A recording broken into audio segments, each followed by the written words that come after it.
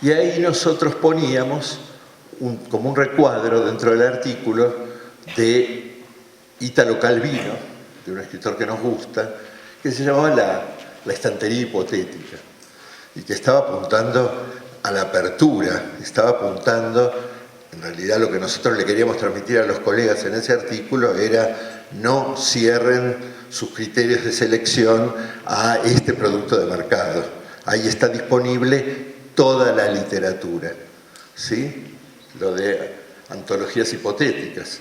Pero lo de antologías hipotéticas no es de Calvino, aunque él habla acá de la estantería hipotética. Lo de las antologías hipotéticas es de este señor que se llama Pedro Enríquez Ureña, que es un profesor dominicano, nacido en la República Dominicana, que vivió en Cuba, vivió en Estados Unidos, vivió en México, participó fuertemente en los años 20 junto a los revolucionarios mexicanos, después de la Revolución Mexicana, junto al ministro Vasconcelos, en la organización del sistema de enseñanza de la literatura mexicana, tanto en la escuela preparatoria, en la secundaria, como en la universidad. Él armó sus listas de lectura, que se las mandó a Menéndez Pidal, a España, y Menéndez Pidal le dijo que estaban muy bien sus listas. Este hombre así medio mulato cayó en Argentina en misión diplomática junto al ministro Vasconcelos en el año 22 y quedó fuertemente impactado con Argentina, y para el año 26, si no me equivoco, 26, vino a vivir a Argentina con su esposa, que era mexicana, que siempre estuvo un poco incómoda de vivir en Argentina, porque hay testimonios y datos y cartas que podemos leer. Este señor dominicano, que era un lingüista o un filólogo en términos de la época, pero además, de alguna manera, el crítico literario fundador de la idea de lo latinoamericano, con algunas vueltas y discusiones que podríamos tener con él, pero su participación en el currículum del año 35, del currículum de Argentina en el año 35, fue muy importante para la definición de eso que nosotros a lo largo de todo el siglo XX identificamos como literatura latinoamericana. Veníamos de intervenciones de corte más hispanista que ponían fuertemente en el centro los textos de la literatura española. Y eso también quedó como marca en el currículum, pues nosotros teníamos en el bachillerato clásico, digamos, un cuarto año de literatura española y el quinto, ¿sí?, con todas las variantes según la modalidad de escuela secundaria. Pero menos mal que vino este hombre dominicano, porque marcó y cortó de alguna manera la tradición hispanista que se estaba construyendo, y lo enseñó muy bien a Amado Alonso, que era un filólogo navarro que había traído Ricardo Rojas para la creación del Instituto Amado Alonso, que hoy lleva su nombre. Y Amado Alonso en principio era un español que creía en la hegemonía de la lengua española y el español de Madrid como referencia, ¿no? Y en esos años en Argentina, y en el contacto con Ureña, que era latinoamericano, Alonso modifica su posición respecto de... Todos ellos eran amigos de Borges, y Borges tenía una posición muy progresista, a pesar de que era conservador en otras cosas, una posición muy progresista respecto de la lengua nacional, ¿sí? No estaba pensando que la lengua nacional tenía que ser el español de Madrid, como sí pensaban muchos profesores de entonces. Entonces, don Pedro, así digo porque Ana María Barrenechea, que fue mi directora de tesis, la madre del estructuralismo, de la gramática estructural de la escuela, era discípula de Amado Alonso y Pedro Enríquez Ureña, y ella decía don Pedro. Así que don Pedro daba clases en el Colegio Nacional de la Universidad de La Plata, aunque vivía en Buenos Aires, viajaba en tren 3 veces por semana, daba clases en la escuela secundaria, enseñaba a escribir, hacía comprar los nuevos libros de Borges para la biblioteca del colegio, tenía su propio canon, y creía Y eso sí, me lo contaba Barrenechea. Todo el tiempo, en sus clases en el Instituto del Profesorado, él incorporaba las novedades editoriales. Francisco Luis Bernardes, por ejemplo, un poeta, que era un poeta que se consagraba en ese momento, entonces las chicas del profesorado, como Barrenechea, nacidas en 1913, 1914, estoy historiando, ¿no? Estaban al corriente de las novedades literarias, pero en la clase, ¿no? Digo, esa permeabilidad es bien interesante porque luego Barrenechea, cuando incorporó Cortázar en los años fines de los 50 en la cátedra de la Universidad de Buenos Aires, estaba repitiendo el gesto de Ureña. Y en algún texto, tiene varios textos sobre el tema de la enseñanza, algunos muy específicos y otros son comentarios que están en cartas, etc.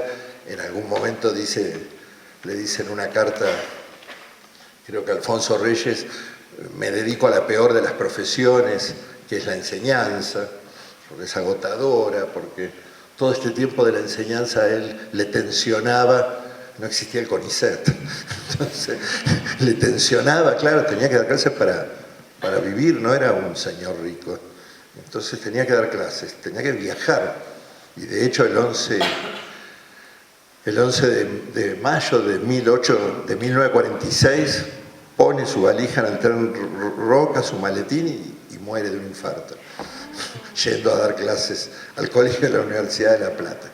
Y él decía, vivimos haciéndonos antologías hipotéticas. Eso decía Pedro Enríquez Ureña. Y ahí definía un rol muy activo de parte del profesor. El profesor era alguien que vivía pensando antologías hipotéticas.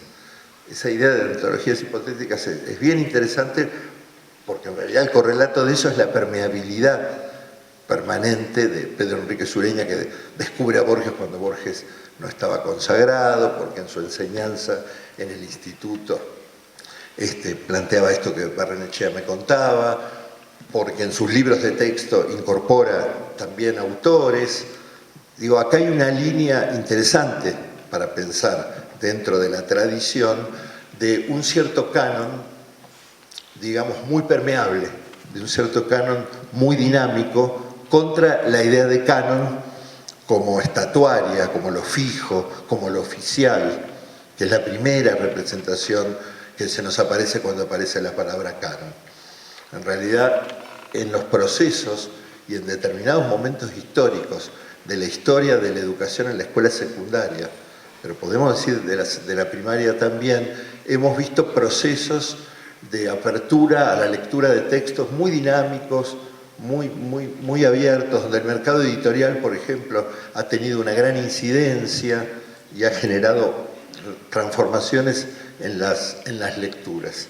En el momento en que nosotros estábamos discutiendo esa irrupción de ese nuevo objeto, que era un nuevo criterio de selección, que era elegir por lo juvenil, elegir por los intereses de los chicos, etc., en ese momento yo mismo estaba desarrollando una tarea editorial, en esa editorial que se llamaba Libros del Quirquincho, y ahí, bajo el amparo y la sabiduría y la generosidad de Graciela Montes, yo, que era la directora de Libros del Quirquincho, la fundadora, la inventora, la que ya había sido la marca de la literatura infantil en el centro editor de América Latina de Boris Spivakov, también había pasado por Editorial Capeluz, donde había hecho cosas muy interesantes, y ahí Graciela entonces me permite, y yo era un novato absoluto en las lides editoriales y solo tenía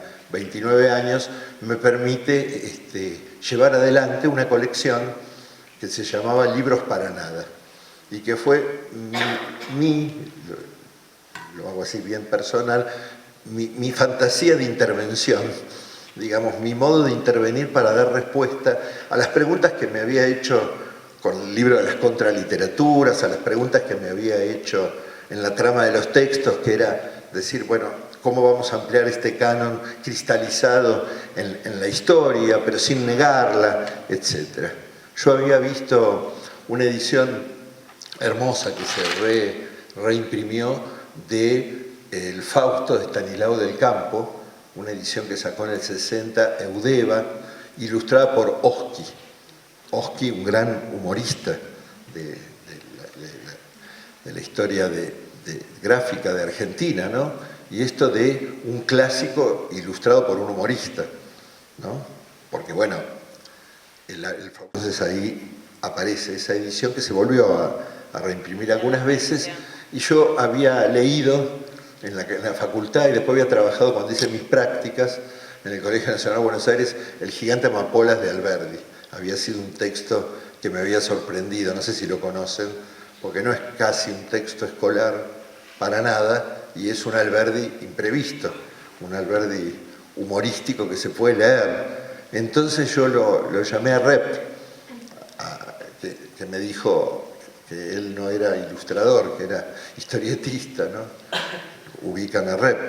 Y entonces yo le dije, sí, pero vos decís que sos discípulo de Oski, porque eso lo he dicho muchas veces, que sigue la línea de Oski. Le digo, y además te gusta la historia. Digo, entonces, y no leíste El gigante de amapolas.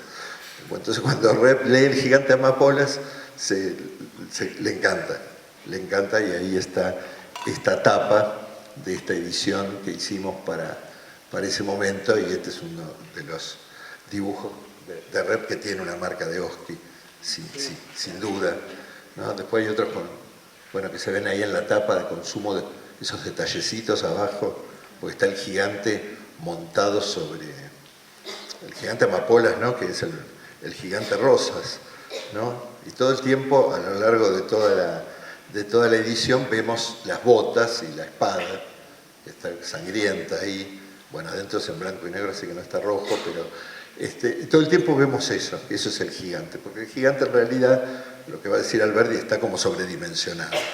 El poder de Rosas está sobredimensionado. Ahora, en el momento final, que en la obra termina de una cierta manera, en la ilustración de Rep le cortan la cabeza al gigante, pero la cabeza que cae es la de Alberdi. Me pega una vuelta, y la cabeza que cae al final es la de Alberdi, así que no sabemos muy bien quién es el gigante.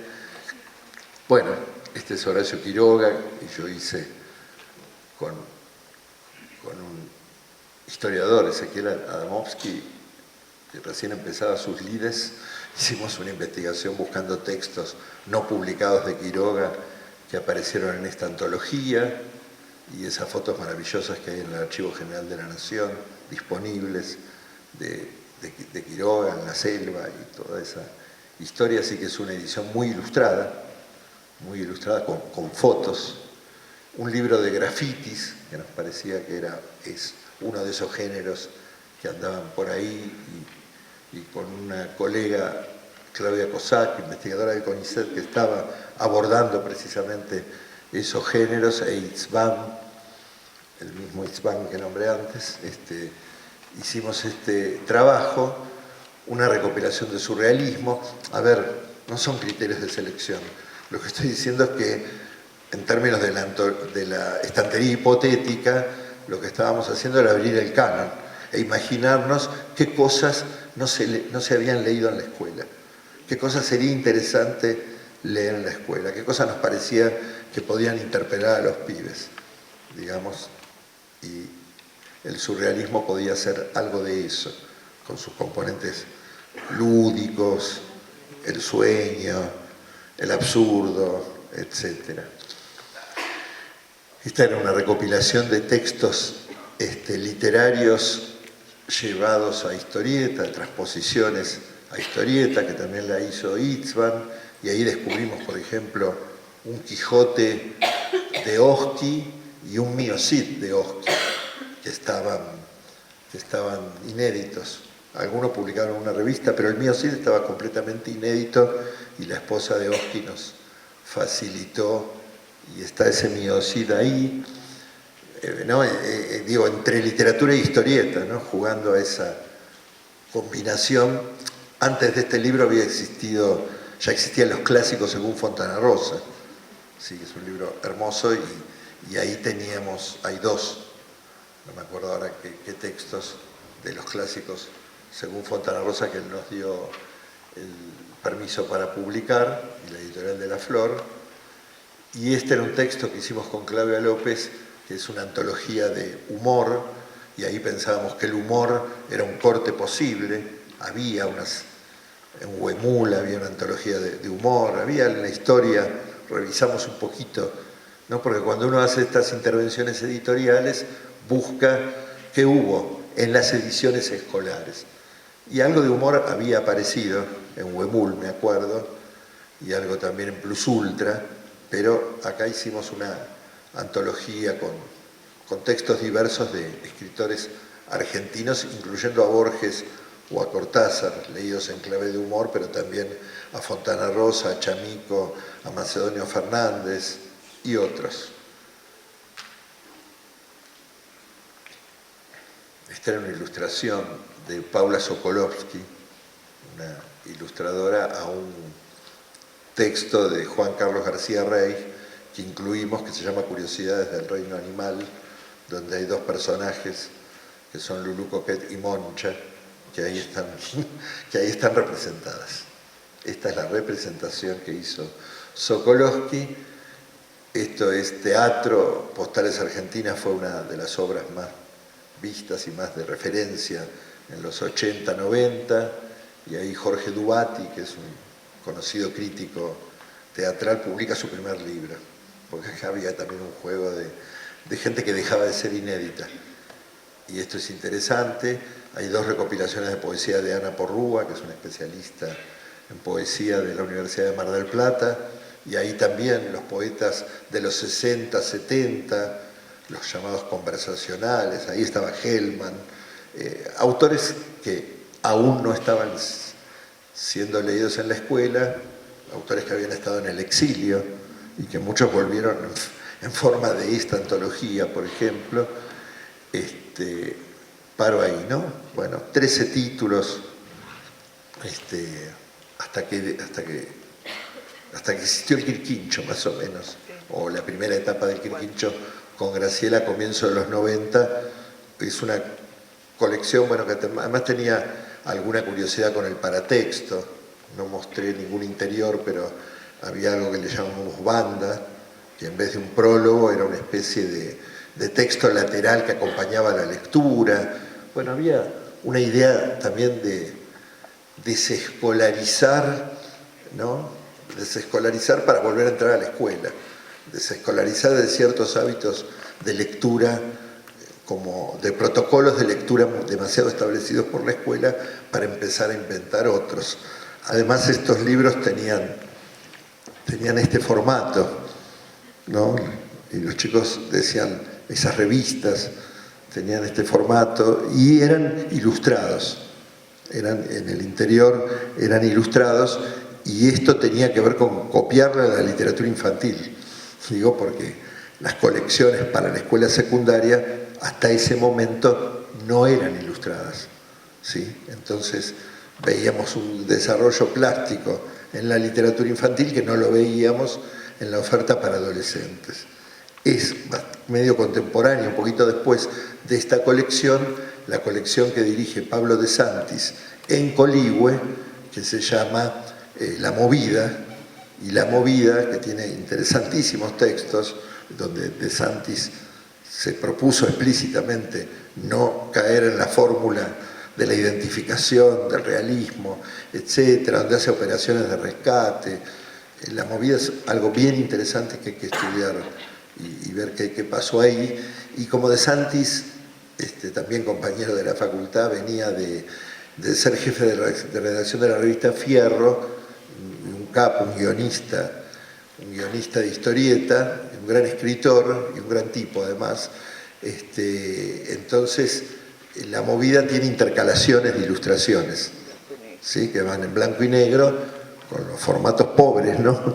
Pero es una colección que vale la pena mirar. Y ahí en conversaciones, lo que estaba claro era que De Santis no quería repetir la fórmula que también estaba en Coligüe, que era la de Alma Maritano, que para esto ya había publicado 4 novelas más, aparte del Visitante. Bien, pego un salto y Patricia hizo una referencia a las políticas, sentó las bases de este foro hablando de las políticas públicas, porque yo recién estaba hablando como de proyectos privados.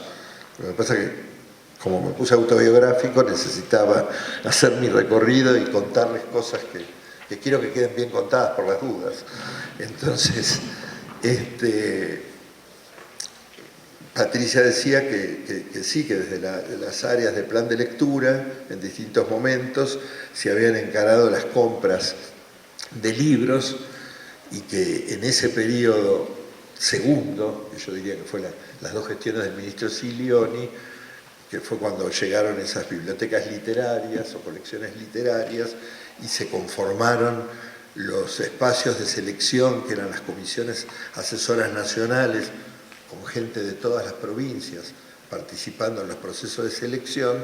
Eso corresponde a un periodo posterior, digo, a los gobiernos a los 2 gobiernos de Cristina Kirchner, y el periodo anterior, que Patricia lo mencionó como las compras de la biblioteca PIE, amplío porque eran las bibliotecas PIE que tenían que ver con colecciones que llegaban a escuelas primarias que pertenecían a ese programa, y también la compra de libros para la mitad de las escuelas rurales de Argentina, y también la compra dentro del programa PROMCE de 100 libros para 6.000 escuelas secundarias que estaban dentro del programa PROMCE, que fueron 15.000 ejemplares de cada título, con lo cual le llegaba a cada escuela más de un ejemplar si eran 6.000, 15.000 para 6.000. Esos eran los 100 libros. Eso de los 100 libros vino de la mano de un comentario que el entonces presidente de la Academia Argentina de Letras, que era el profesor Pedro Luis Barcia de la Universidad de La Plata, le comenta al ministro Filmus que Pedro Enrique Sureña había dicho que en no sé qué lugar de Estados Unidos existía un programa que era el bachillerato de los 100 libros. Se armaban un currículum en el que se imaginaban que un tipo que atravesaba ese bachillerato en 5 o 6 años acababa leyendo 100 libros. Queda ahí esa idea que la dice Enrique Sureña en algún, lo comenta Barcia a Filmus, y Filmus dice: vamos a comprar 100 libros para las escuelas PRONCE, y ahí entonces nosotros, Plan Nacional de Lectura, recibimos un listado que hace la Academia de Letras, que era un listado bastante insoportable, que tuvimos el tino de modificar para generar una experiencia interesante. Trabajé mucho con una querida colega que es Silvia Seoane en ese proceso de trabajo, y ella me pasaba el otro día un documento final donde se van haciendo los cambios que eran necesarios, porque era un poquito misógino el canon de Barcia. Por ejemplo, no incluía escritoras mujeres, por ejemplo. Incluía muchos textos filosóficos muy extraños que no sabíamos bien, entonces dijimos: no, vamos a trabajar literatura, y ahí pudimos incluir Operación Masacre, sobre un título de Borges, la obra completa, sobre un título de Silvina Ocampo, la obra completa. Fuimos como reduplicando la apuesta, incluimos todo Mafalda, incluimos Oestergel, el Eternauta, que entró en las escuelas, que después Macri creía que era Néstor Kirchner, el Eternauta, ¿se acuerdan? Bueno, y quería prohibir el Eternauta en las escuelas de la ciudad de Buenos Aires, y el Eternauta llegaba de Nación a las escuelas de la ciudad de Buenos Aires. Bueno, ampliar el canon Lugones, ampliar Faulkner, Monterroso, voy leyendo así, ¿no? Onetti, Calvino, etcétera, Macedonio Fernández, bueno, muchas muchas editoriales argentinas de literatura, que nunca habían sido proveedores del Ministerio de Literatura para Adultos, como Corregidor, por ejemplo, que es una editorial argentina tan importante, fueron por primera vez proveedores, digamos, del Ministerio en esta biblioteca, en esta colección para las escuelas secundarias, digamos, básicamente de literatura, entre comillas, para adultos. Acá no había títulos de juvenil, y eso fue una voluntad. No venían en los 100 libros que prescribía la Academia, pero tampoco nosotros pensamos que este era el lugar para incluirla. Va a entrar por otros lados, en todo caso. Entonces, bueno, en paralelo, muchos conocerán estos libros ilustrados que publicó el diario La Nación, en principio, que se vendían en kioscos, y el Ministerio hizo convenios con el diario La Nación, y me acuerdo haber hecho el delivery de 100.000 colecciones para todo el país, distribuidas en las provincias, pero después de esos 100.000 iniciales, que eran 8 títulos, los paquetes, después hubo mucho más, hubo un programa de apoyo a chicos de escuela secundaria que ingresaban a la universidad, que incluyó, bueno, justo la edición que yo fotografié ahí dice apoyo al último año del nivel secundario para la articulación con el nivel superior, porque pusimos estas, así que estas iban por encima de los 100.000, porque había 50.000 chicos de secundaria participando de este programa en las provincias de NOA y NEA y provincia de Buenos Aires. Mr. Jekyll y Dr. Jekyll y Mr. Hyde ha sido uno de los textos más leídos. En provincia de Buenos Aires registramos que fue uno de los textos más leídos en las escuelas secundarias. ¿Y dónde está la identificación? ¿Y dónde están los intereses del adolescente? ¿Y dónde está lo políticamente correcto? ¿Y dónde está el lenguaje sencillo? Y este era un texto accesible a los pibes. Este era un texto que pudo leerse en las escuelas. Es un clásico, ya estaba en la escuela, pero desdibujado quizá. Entonces digo, estos retornos de lectura que tienen que ver, porque yo planteé al comienzo, ¿no? ¿Por qué no leer con los jóvenes? Tiene que ver con volver a recuperar la confianza, y le decía ayer a la colega que preguntaba, ¿no? A ver cuál es nuestra convicción respecto de la posibilidad de la lectura de textos potentes, ¿no? Como La Metamorfosis de Kafka, sí, como decía el material, todos nos hemos sentido bichos alguna vez. Si querés, identificate con eso, pero estás leyendo a Kafka ilustrado por Scafati. Ese es el reflejo del techo de mi casa, que tiene vidrio, y yo saqué las fotos, y entonces no se ve nada, pues es un desastre, como ya les dije. Ve que no se ve nada, pero anda en las escuelas. ¿No es cierto? Todavía está. Cantidad. ¿Cómo gastábamos, no? Después vino la austeridad. ¿Sí? ¿Cómo gastábamos? ¡Qué gente! Bueno,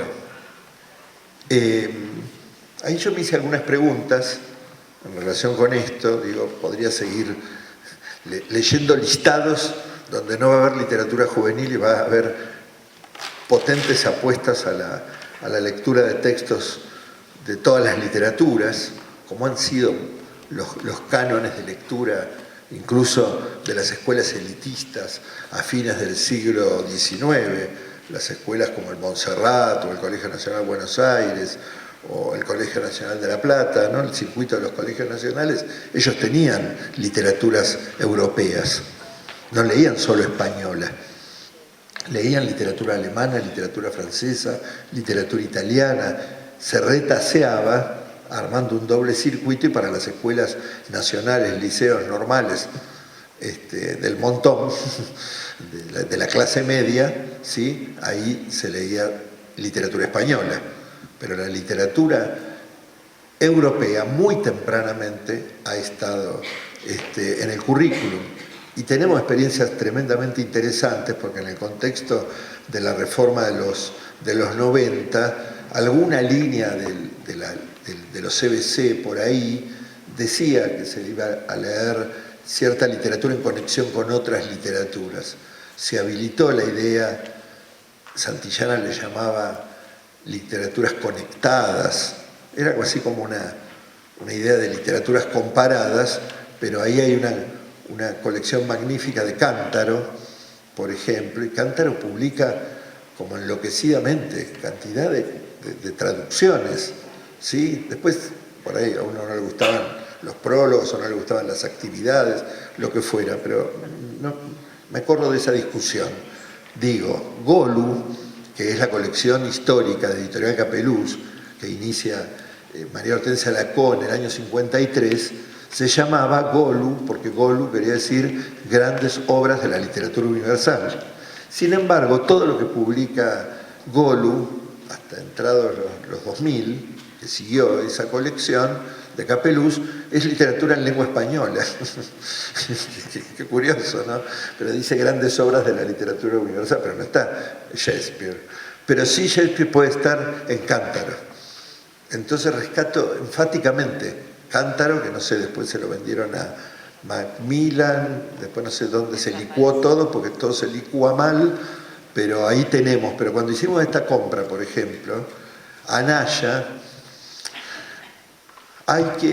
Grupo Anaya, Alianza Editorial, que era Aike Anaya, fue la que tuvo mayor cantidad de títulos para esos 100, creo que 30 y pico, y ahí estaba el maravilloso editor Jorge Laforgue, el gran editor del Centro Editor de América Latina, el gran editor de Alianza, un capo, un erudito, un sabio, ¿no es cierto? De los Ada. Y qué interesante, ¿no? Ver a un tipo del campo editorial y del campo de la cultura y del campo académico como es ese hombre. En ese momento, me acuerdo, yo conversaba con él entusiasmado porque todos esos libros iban a parar a la escuela. Aparte de que él como director editorial quedaba bárbaro, pues habían vendido un montón de libros que quizá no se hubiera un Lovecraft o no sé qué, y entonces hubo todo un proceso de adaptación para hacerlos todos en forma de una colección uniforme, un trabajo hermoso que hicieron las editoriales, y me acuerdo especialmente de Laforgue porque lo aprecio enormemente, ¿no?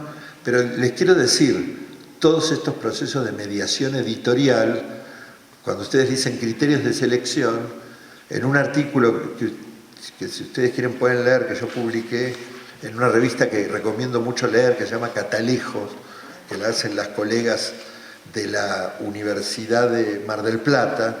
En Catalejos yo publiqué en 2015 y en 2017, y ahora sale otro en 2019, sí.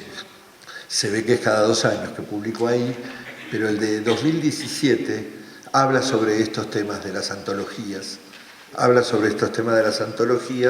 Y ahí yo planteo, por un lado, que hay formas de selección o especie de antologías invisibilizadas.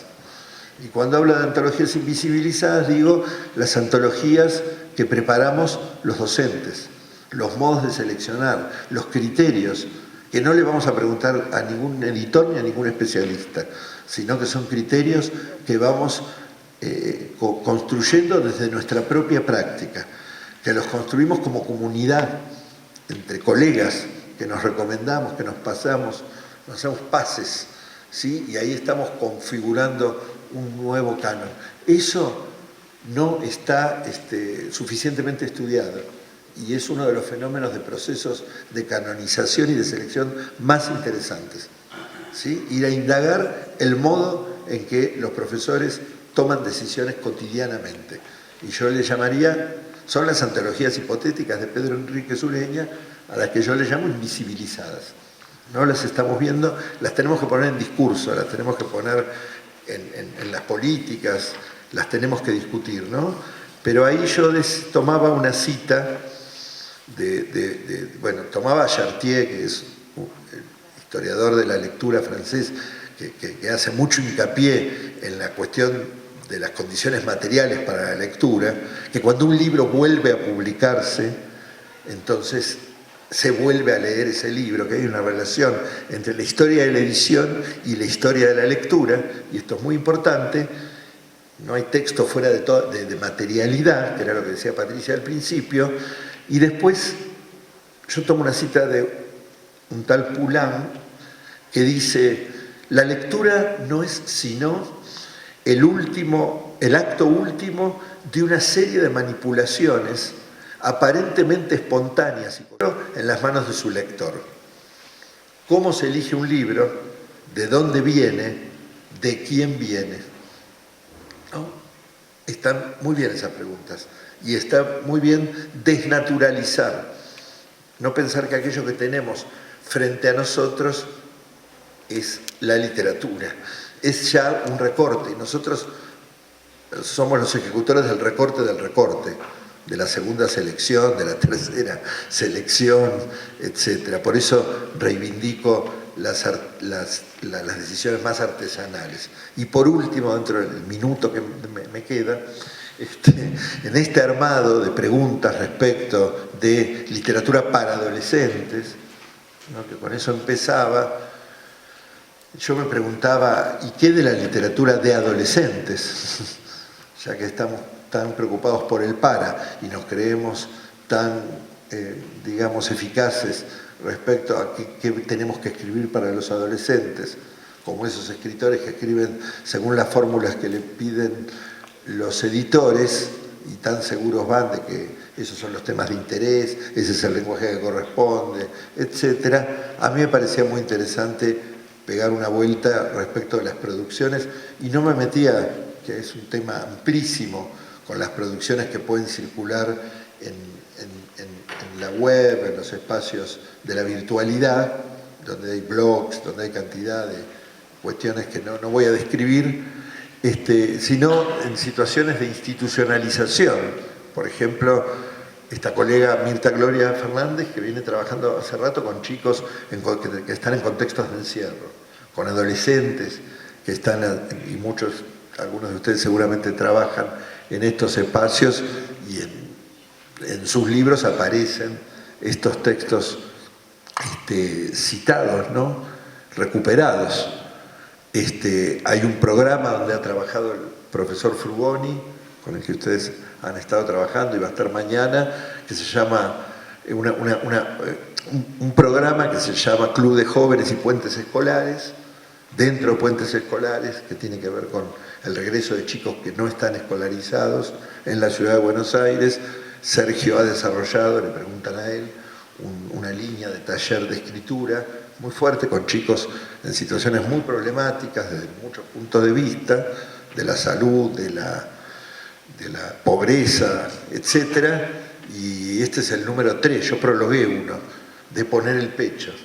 Y son unas antologías hechas, publicadas por el gobierno de la ciudad, y de escritos de adolescentes, algunos en situación de calle y otros con otras dificultades. Este texto que acaba de publicar la Facultad de Filosofía y Letras, que se llama Hablaturas, experiencias de oralidad, lectura y escritura al límite, son las experiencias de un taller que coordina una compañera que se llama Úrsula Argañarás, en un centro de atención de salud que se llama Casa Flores, donde hay chicos jóvenes en tratamiento por consumo problemático, y dentro de eso se desarrolla hace varios años el taller Hablaturas, que nosotros lo articulamos con un seminario que se llama de prácticas socioeducativas territorializadas, y donde mandamos estudiantes de letras a participar del espacio del taller Hablaturas de Casa Flores, y ahora el 1 de octubre vamos a presentar Hablaturas. Yo hice un posfacio, porque seguí muy de cerca la experiencia y le dimos esa contención dentro del seminario, y la facultad publica con su sello UBA. Esto es algo muy importante para Casa Flores, que es una institución del gobierno de la ciudad que ha perdido profesionales, que han perdido sus contratos, etc. Entonces, ahora acá yo hago una lectura transversal de estos textos, no me voy a detener en los textos, sería motivo de otro tipo de trabajo, ¿no? pero me parecía muy interesante poder pensar la producción de los adolescentes como objetos también a seleccionar, sobre los cuales pensar, discutir.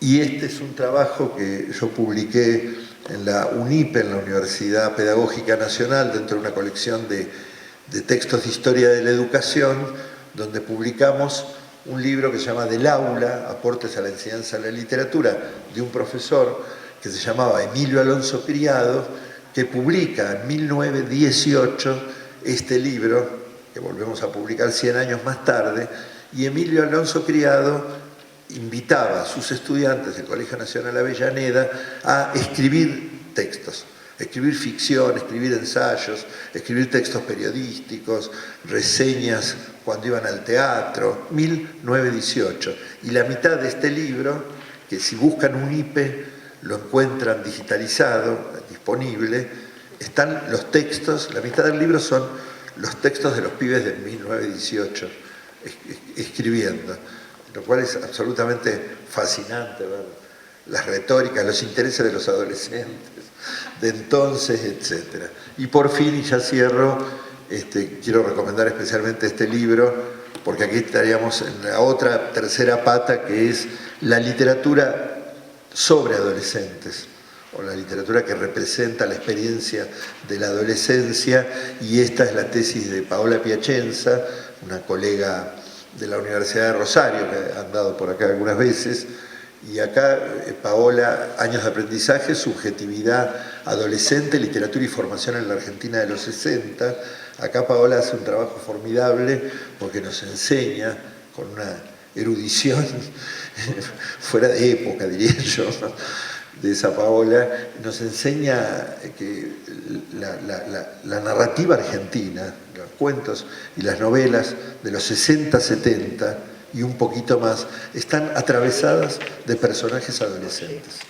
Es una cuestión, una proliferación increíble.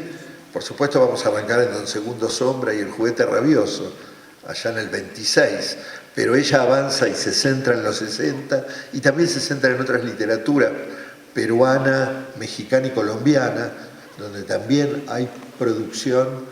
Digo, entonces, ¿qué de toda esta literatura, que no es literatura ad hoc, que no es literatura de mercado, que es literatura que preexiste, pero que se puede leer en clave de construcción de una configuración cultural, histórica, experiencial de lo que entendemos por adolescencia? ¿Sí? Con esta idea, entonces, abramos un poco el juego, abramos la estantería hipotética y sigamos haciéndonos antologías hipotéticas. Gracias.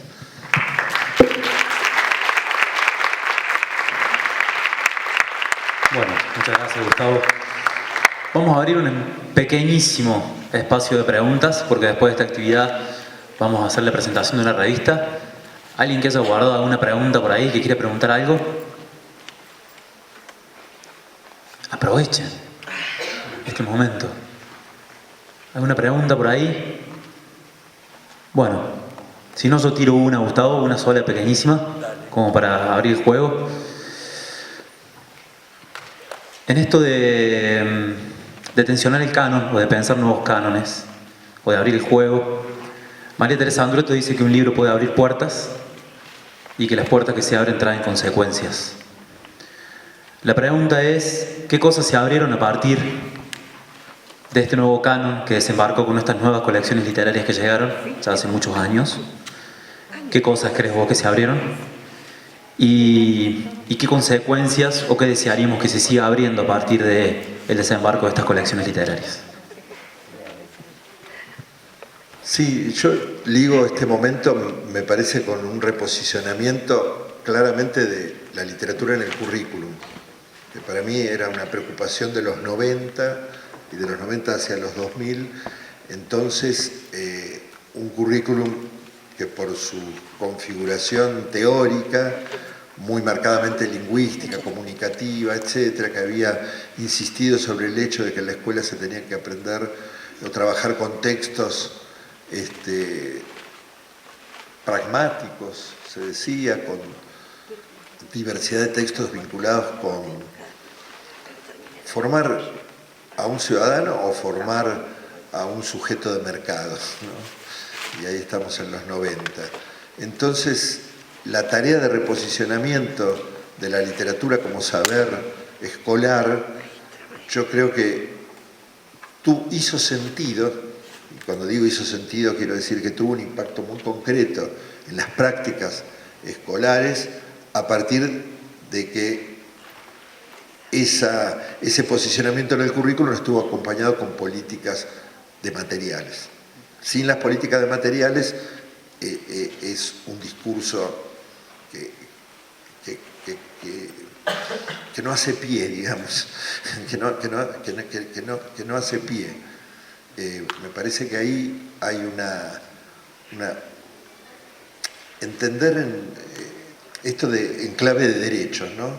Me acuerdo cuando la directora de la sala de 5 del jardín de Citibel había dicho, pasen a ver los libros, habían llegado libros a nivel inicial, y la directora, creo que era, dijo, pasen a ver, una anécdota que me contó Paola Iturrios, pasen a ver los libros que donó el ministro Tedesco.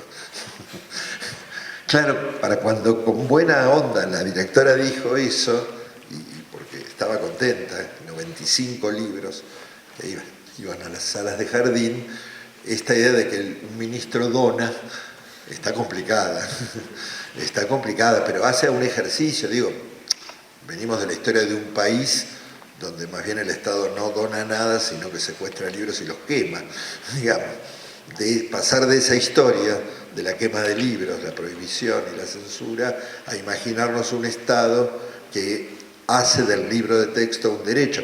Y lo digo así porque uno conoce tradiciones de otros países, como México, por ejemplo, que ya desde las épocas de los revolucionarios del 20 hacía del libro gratuito el ejercicio de un derecho, el libro de texto gratuito de México de los 60, etc.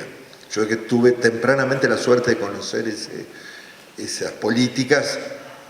Nosotros en los 90 estábamos tan atrasados, tan mezquinos eran los intereses del mercado, de los grandes grupos editores, de no querer que el Estado compre libros porque pensaban que si el Estado compraba libros, entonces ellos iban a perder clientes, sin haber entendido que con los altísimos índices de pobreza de los años 90, esos que no compraban libros porque los compraba el Estado nunca los iban a comprar.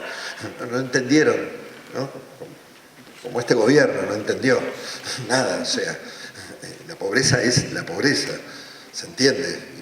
Y un libro de Santillana sale 1000 mangos, o sea, ¿de qué estamos hablando? Bueno, me parece que la posibilidad de reponer la experiencia material, física, el contacto real, etcétera, ocurre en la escuela. La escuela es el espacio de las garantías para ciertas experiencias que de otro modo no formarían parte de la experiencia de gran cantidad de chicos de nuestro país.